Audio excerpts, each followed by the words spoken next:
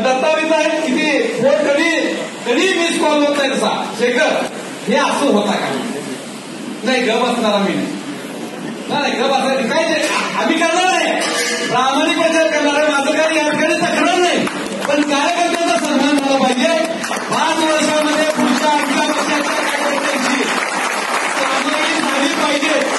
जे पण आपले सहकारी आहेत खासदार साहेब तुमचा स्वभाव चांगला आहे पण नुसतं काय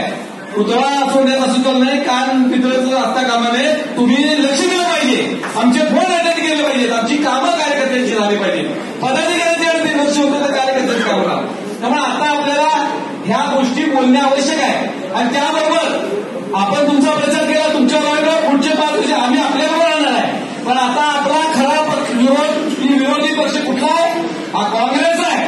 पहिल्यापासून काँग्रेस आपल्या विरोधात आहे आता त्या काँग्रेसच्या राष्ट्रवादी शरद पवारच्या